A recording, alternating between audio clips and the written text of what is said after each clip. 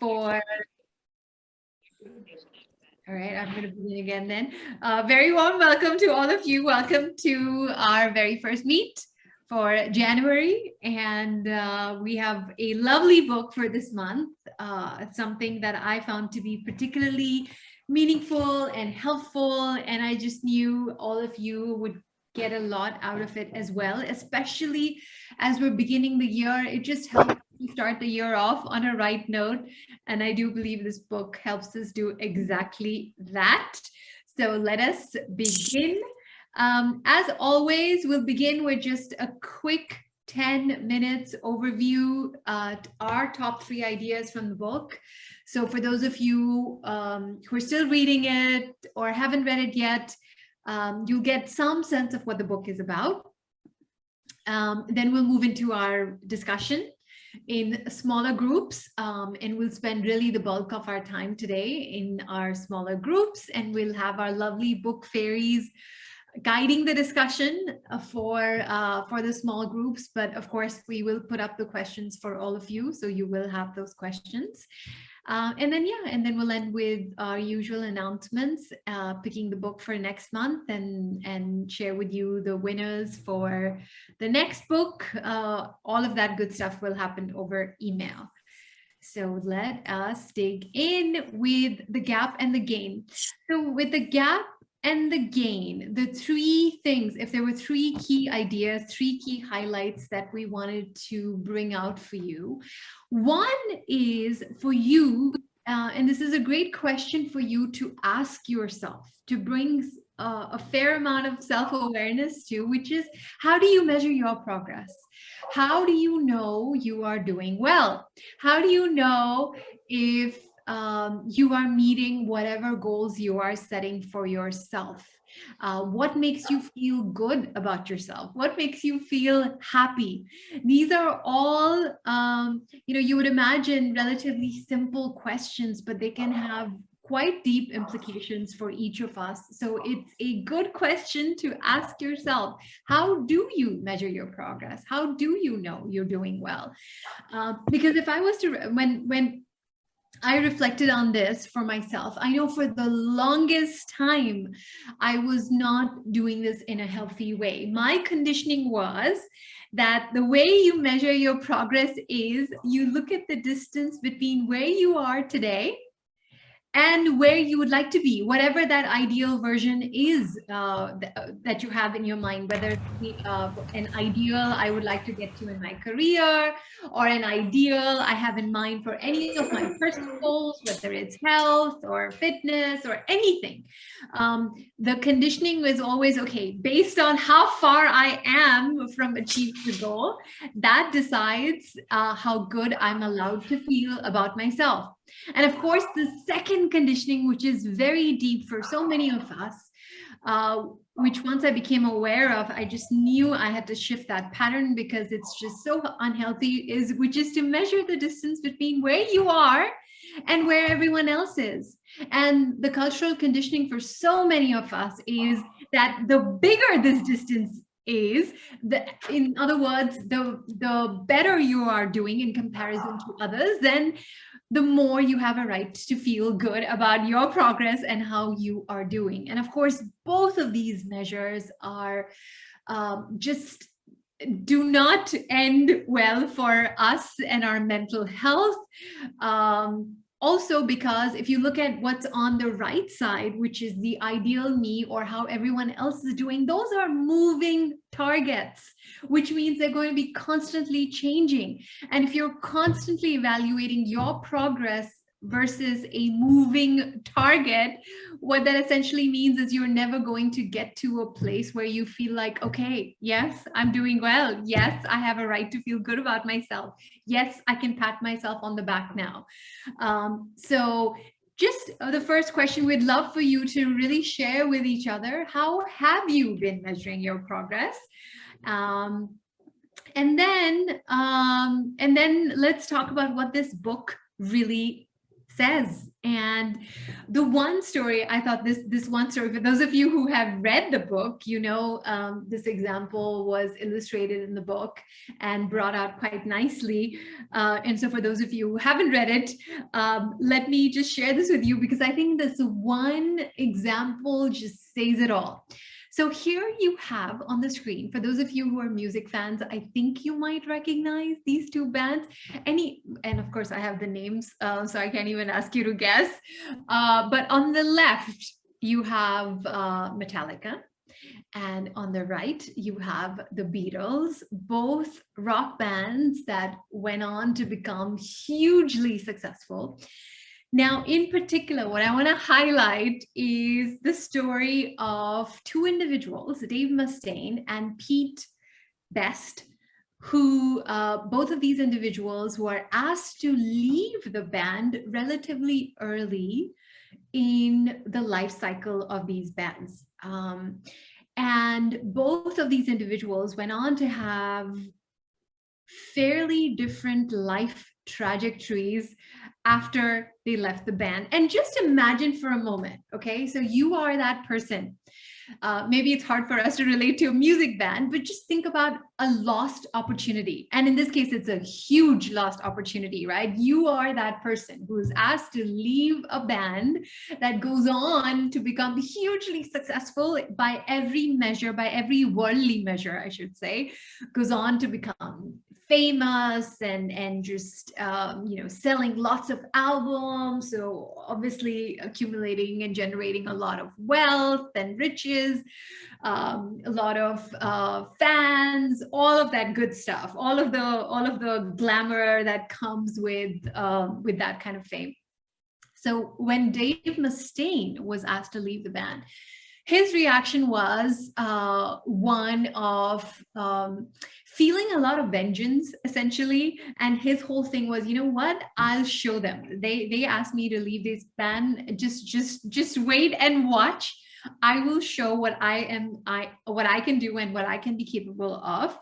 And so he goes on after he's asked to leave this band to form this other band called Megadeth. And again, for those of you music fans, you would know that Megadeth went on to become hugely successful. So it's not like this was a big loss for him.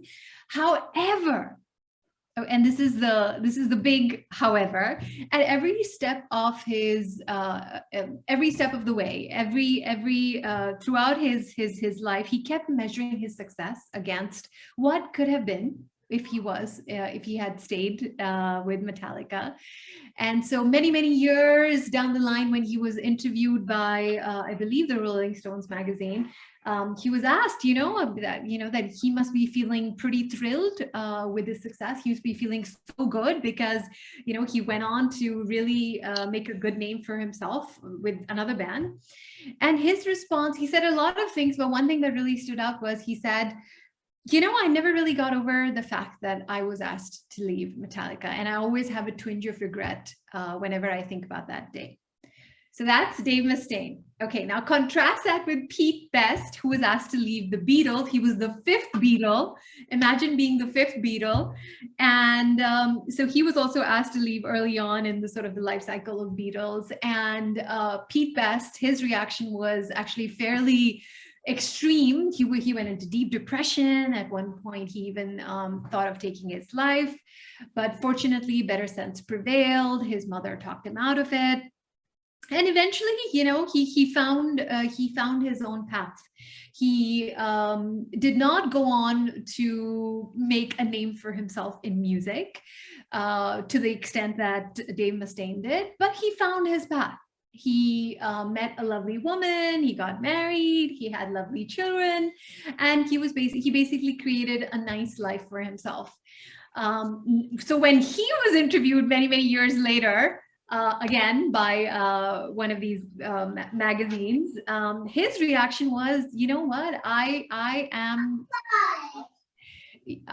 doing absolutely fine. I love my life. I love my family. I have a lot to be grateful for. And so he was just he, on the other hand, had this sense of calm and contentment. So here's my question to all of you. What do you think is the difference, especially those of you who read the book? I think you'll be able to see the difference right away. But in a few words, tell me, what is the difference that you are seeing between Dave Mustaine's reaction and Pete Best's reaction as it relates to this book? I'm very hungry. Do I eat the big one? You have no? Yeah. Okay, Vijay is saying Dave was focused on the gap while Pete was focused on the gain. Exactly right. Exactly right. And that's really, really the point that this book is trying to emphasize, that, you know, we all have a choice at the end of the day. This is a choice that's given to all of us, that whenever we're thinking about our life, our career, our happiness, anything that you can measure, you get to choose how you want to measure. You can either measure yourself against an ideal, what could have been, which is what exactly This is a book review. about. No matter how successful he got, he was always in a -1, because he was always thinking, where am I in comparison to what my life could have been? So he was never happy, never satisfied, no matter how much successful he became. Whereas Pete Best was not looking at what could have been, so not measuring himself against the ideal and therefore focusing on that gap between where he is and where he could be, but he was measuring himself based on how far he had come from where he started, everything that he had gained in his life, all the +1s in his life. So his wife was a +1, his children were a +1, his just, even though it was a quiet life, it was a beautiful life, and that was a +1. So he was living in the gain, with all the pluses, whereas Dave Mustaine was living in the gap, hyper aware of all the minuses in relation to the ideal. So this is a choice really that this book says we can all become aware of, and really ask ourselves how we're measuring our own progress. So as this quote says, there are 2 ways in which you can measure yourself: against an ideal, which puts you in what I call the gap, and against your starting point, which puts you in the gain, appreciating all that you have accomplished. The second question we would love for you to discuss with your group is, what would it mean for you to start measuring your life, your success, your happiness by focusing on the gain more and more? Because it's not as simple as it sounds. I think the conditioning for so many of us is so deep to focus on the gap instead. What would it mean for you to focus on the gap in terms of anything that is important to you? And how would you make that shift? Again, this is a beautiful quote. The future isn't a reality, it's a projection. And because it's not a reality, it can't be part of any real measurement of your progress. Like I was saying, it's a moving target. The only way to measure goals is backward against the past. Use the reality of where you currently are and measure backwards from there to the reality of where you started. In other words, always, always, always measure backwards, because if you always measure backwards, you'll always have several +1s to look back at that you can feel good about. But if you always measure yourself against this elusive future, or this elusive ideal, which continues to change, then you never really get to feel like you're making progress that you can be proud of. And so the final question would be, how do you actually ritualize this act of always focusing on the gain? Like, what action could you take to do this for yourself on a regular basis, so it's a regular reminder for you to be doing this? For example, one thing the book talks about is, which I think is a lovely practice, which I've been trying to integrate into my daily habits, which is at the end of the day to always ask, what were my 3 big wins today? This way, you are ending each day of your life in the gain and not in the gap. And soon enough, this becomes second nature for all of us. And we live more and more in the gain and less in the gap, which is really, really where we want to be. So that's the third question, because when you continually focus on what you lack, you lose even what you have, in the sense that you are almost blind to it. You're not valuing it. But when you focus on what you have, then you find the energy, the motivation, the enthusiasm to go after whatever you may think you lack. So that's really, really the heart of what this book is. So let's move into our discussions, our small group discussions. A big thank you to the book fairies who are going to be guiding the discussions. We will put you into small groups of about 4 to 5 each.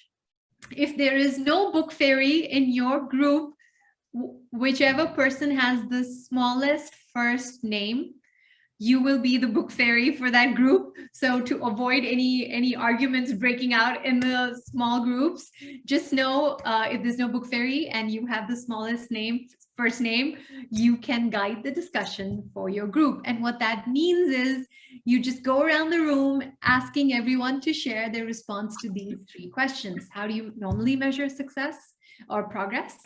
What would it mean for you to start measuring your progress by focusing on the gain? And what is a small action that you could take to actually make this happen for yourself on a regular basis in your life? So we will share these 3 questions into the breakout rooms. And yes, I think let us begin. Shreya, would